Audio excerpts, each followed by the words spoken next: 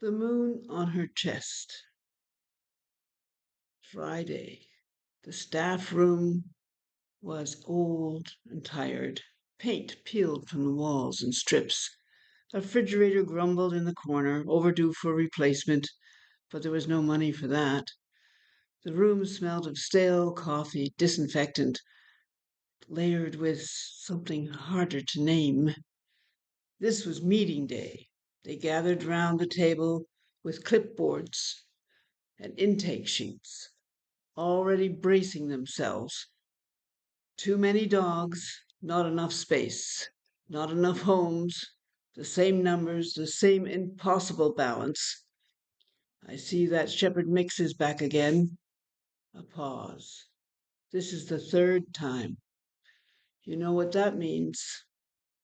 She's still young, someone said quietly. Isn't there something we can do? We're overflowing, another voice replied.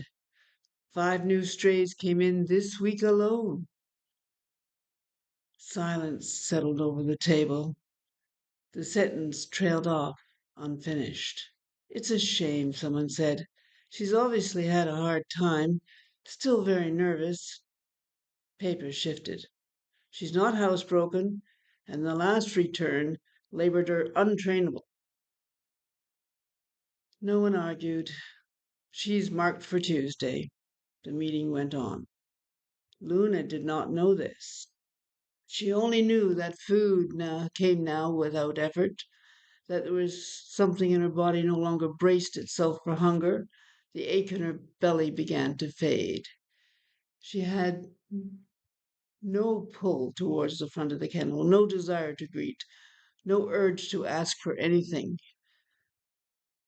She had learned that asking did not change outcomes. The routine of the shelter was familiar. She had lived it before. The rhythm allowed her nervous system to quiet, given something deeper inside her dimmed. Calm settled over her, but it was not peace. It was surrender. She wondered distantly how long she would be there this time. She had really tried to understand what people wanted from her. She watched hands. She studied faces. She followed pressure. She didn't understand because she believed there was something she was missing, something that once learned would make everything right. But misunderstanding followed her everywhere, and misunderstanding always brought her back here. Saturday.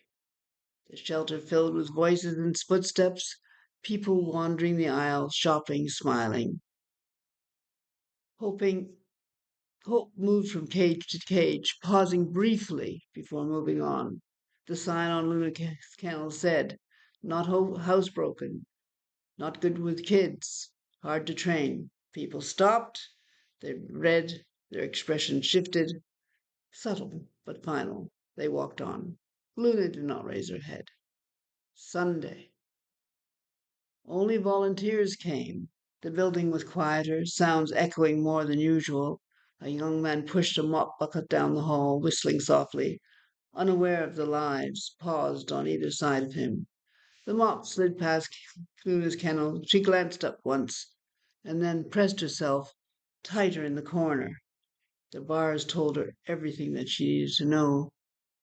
Volunteers did not notice her. She ate the food when it arrived, slowly, without interest, then returned to her place on the blanket. Her body moved less now, energy conserved. Resistance gone. Monday. The shelter came alive again. Staff moved briskly, opening doors, preparing dogs, answering questions. People arrived with purpose, scanning faces, searching for connection. They stopped at Luna's kennel. Then they read the card. They moved on. Luna remained curled where she was, eyes open, watching without engagement. She no longer wondered what she should do differently. The question had exhausted itself. Now she simply was. Tuesday. The air changed.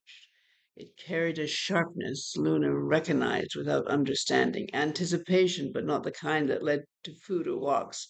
This was heavier, sour. Fear had a scent. It lingered everywhere. Luna lifted her head slightly, nostrils flaring. She did not know what was coming, only that it was. A door opened somewhere down the hall.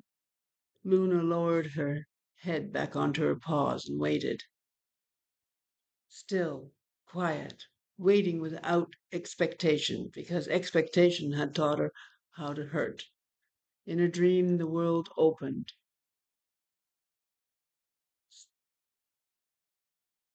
Grass brushed her legs as she ran, cool, bending under her feet. The air smelled alive. Emily was there, moving easily beside her, not pulling, not gliding, just there. Emily's voice carried her name across the field, light and warm, a command, a test. She woke to cold country, pressing her side. The blanket beneath her was thin and smelled faintly of disinfectant. Metal bars divided the world into narrow sections. Somewhere down the row, a dog barked sharply. Luna did not lift her head. The memory faded, leaving behind an emptiness. She did not try to return. She simply lay there, awake, knowing exactly where she was. Somewhere, a phone was ringing. That is an excerpt from The Moon on Her Chest. Do you want to find out what happens to Luna? You can pre order the book if you comment